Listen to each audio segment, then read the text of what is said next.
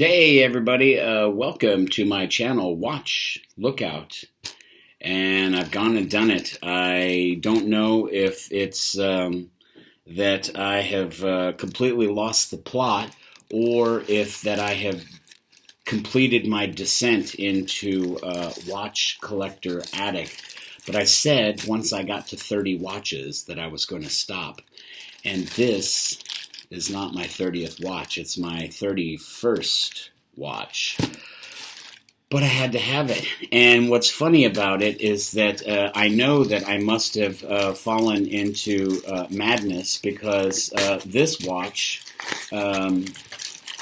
is not even a watch that I have any knowledge of really whatsoever. The brand itself, really nothing. Like I said, I completely descended into madness.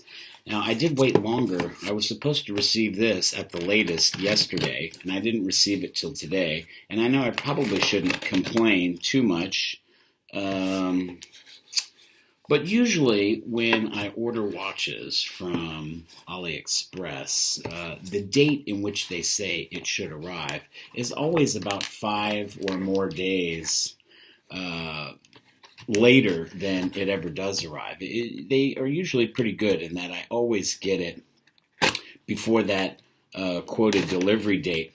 And in this case, this watch sat in Istanbul for an entire week doing nothing. So I don't know if that was customs, probably customs, something along those lines. Generally, you know, when I see something on AliExpress and I look into it a little deeper, I usually have some idea or indication about the company, the brand, you know, a little something. This is not that. Let's see, we've got this little "Dear buyer, thanks for coming. Hope your products and services can make you satisfied. Because of you, we will be better. If you have any problems with the product, please be the first time contact us, okay, through AliExpress or email. Need custom products, need to know new products ASAP, contact us first and we'll do our best to meet your needs." So this service card, thank you for your purchase. Welcome to our shop.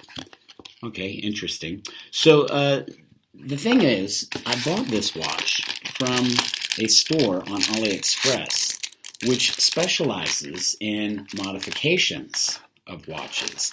Generally, modifications for like Seiko watches. And so this watch is like a sort of a Frankenstein, I guess, given that the store or factory is producing all of these various different parts. They've now begun assembling them and selling them as watches. That's my broad understanding.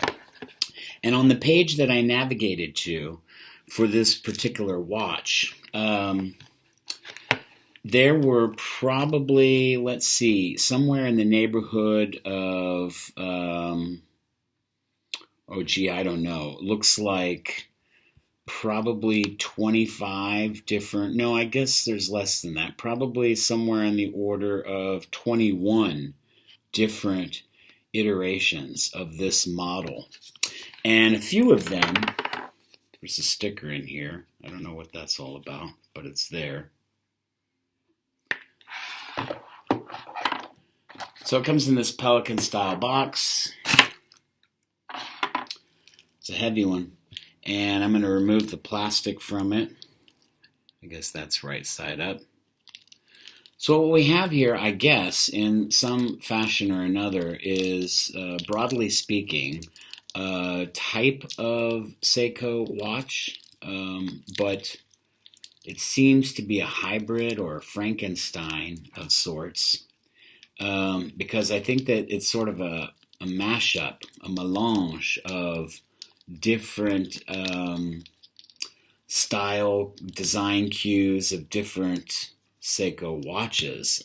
This is so heavily wrapped in plastic. So the watch itself, however, is solid 316 stainless steel, and that includes a stainless steel bezel. Now they say a stainless steel bezel insert, and I'll have to get into it and see if that's true. that it is an insert instead of a solid piece of stainless steel.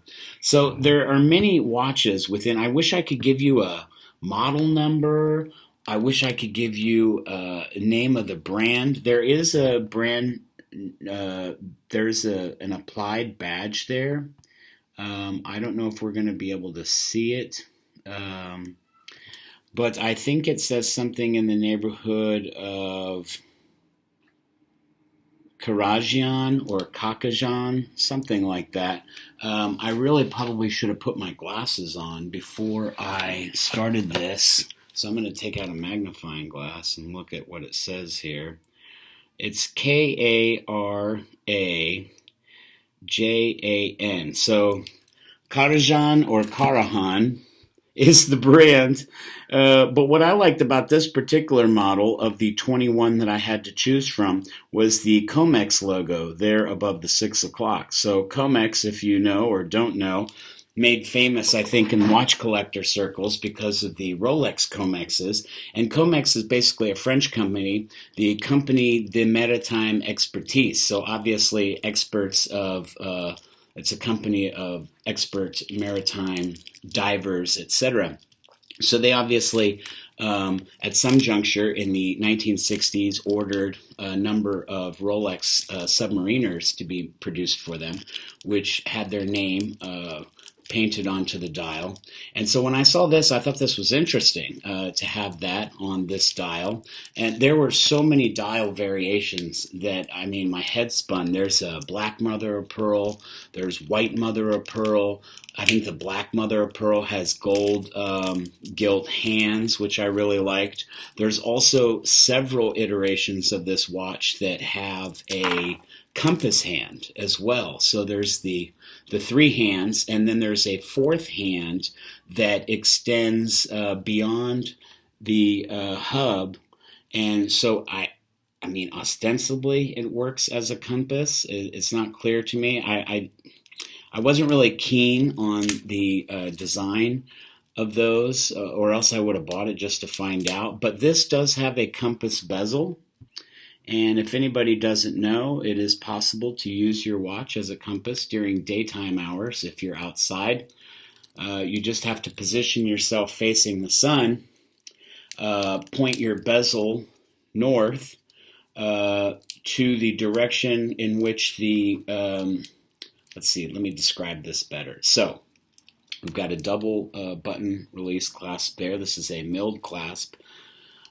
So with a compass, for example, if you're outside during daytime hours, you would half the distance between the minute hand and the 12 o'clock hand, and that is where you would point your bezel north. Actuating the bezel now, really stiff, but very satisfactory. It seems like a very quality bezel. Actually, it should be that you put the north position of the bezel half the distance between the minute hand and 12 o'clock, right? So I actually pointed the wrong way because I'm staring at it, the reflection on my monitor. So your north position would be somewhere here. In this case, it's about the 10 o'clock position. Now, of course, you would want to be facing the sun when you do this. So obviously it's during daytime that you're able to use a watch as a compass. I think I learned how to do this years and years ago with my Citizen ProMaster that also has a bezel compass. Just seeing here, the alignment appears perfect.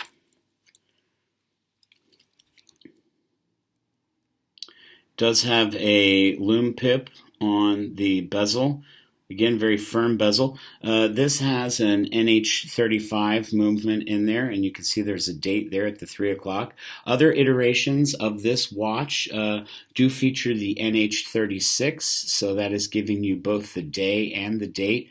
I hate those watches with tremendous passion. I always have hated day-date functions in which they make a longer rectangular window there so that you can see the day and date beside each other. I've just never been a fan of that at all. This has a jubilee-style bracelet that has a polished center link. I kind of wish that wasn't the case, that it would just be brushed. You can see here too we've got the quick release, so we're able to poke our spring bars out of there. And you can see it's kind of a cushion case, maybe sort of a tortoise case, not exactly Captain Willard, but not entirely un-Captain Willardy. And it says that the crown is at the 3.8 position, so not exactly the 4 o'clock and not the 4:30, but the 3.8 position. Now, interestingly, I saw on the specs, they said that the chapter ring was copper. And I don't know if they're just wrong about that. Now, this also is supposed to be 45. By the way, quick wristwatch check reveals that I'm wearing my Bernie today, my black Bernie. I like it so much, especially the lume, which is 3 colors and fantastic. Also with a Jubilee bracelet. So I only have 2 watches in my collection with a Jubilee-style bracelet.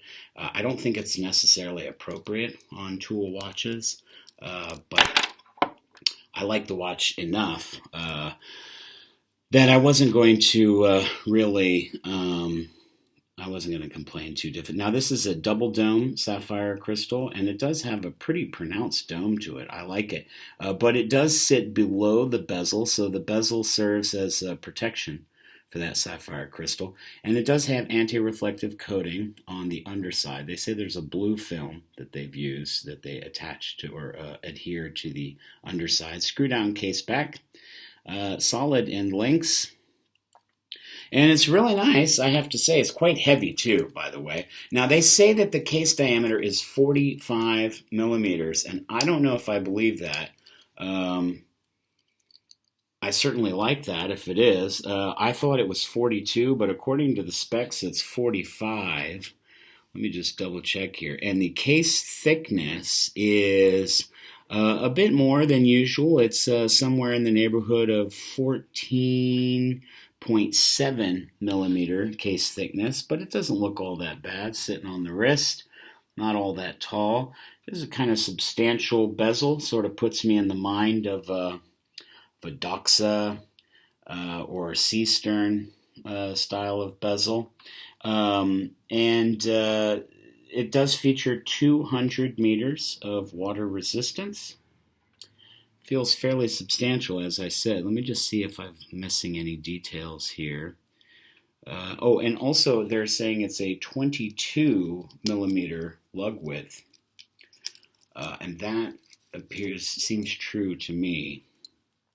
Now, we do have this male end link deal where the center links are male. And so you can see that there's a little bit of overhang there. I have a 7.5-inch wrist. We have what looks to be a sterile dial with a radial polish on the center of that case back. I'm sorry, a sterile case back, not dial. Again, the star of the show for me is that COMEX branding there above the 6 o'clock. I really like the red minute hand and the red second hand. I think those are cool touches. Also, you can see the yellow minute track there, or really kind of a chapter ring, sort of a raised chapter ring. It's kind of a nice little touch. Let's see what the lume looks like. The lume's supposed to be pretty good. Let's see.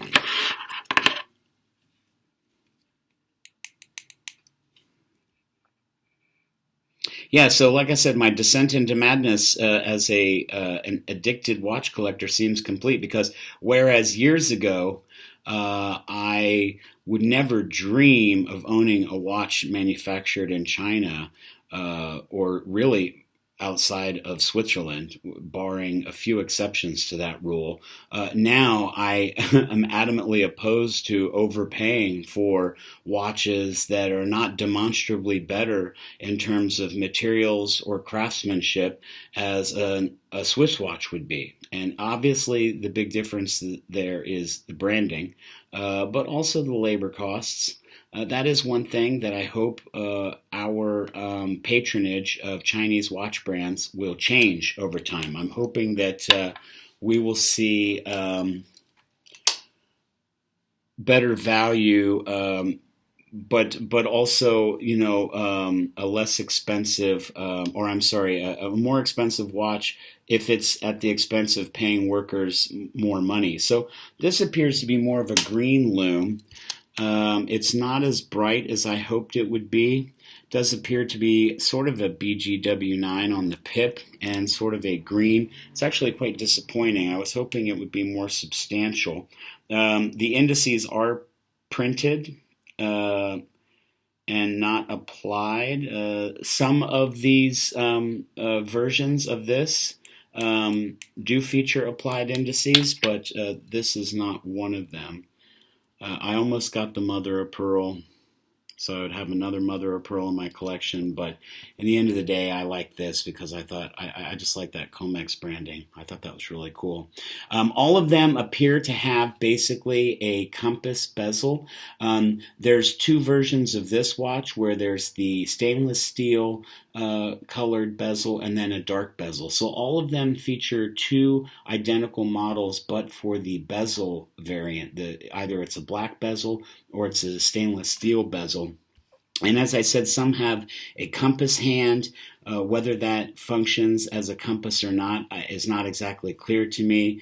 Other variations of this there's just so many. There's some with artwork on the dial, like a painted dial. Some of them that are quite sterile with just applied indices, though, that look nice. Some of them with 3, 6, 9 numerals. Just a whole lot of variety here. And really, I love like 3 or 4 of these. I couldn't decide, you know. But anyway, the store is called Ruili Watch Parts Tools Store. So that's RUILI, Watch Parts Tools Store on AliExpress. And this brand is KARAJAN. I'm not sure how it's pronounced. Again, that's my descent into madness. I don't even know what the brand is anymore. I see it, I like it, I buy it. If I know what the movement is, if I know what the case construction is, if I like the dial, it's a done deal. All right, guys, thanks so much for coming out and celebrating the 31st watch in my collection. I hope to see you guys soon.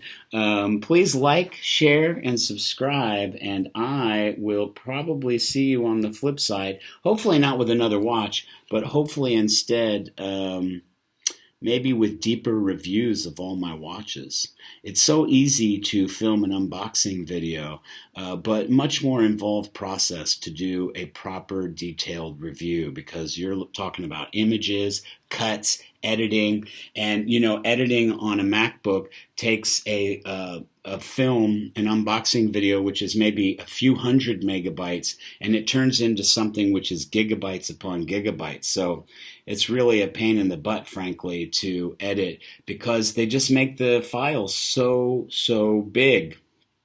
Anyway, cheers, everyone.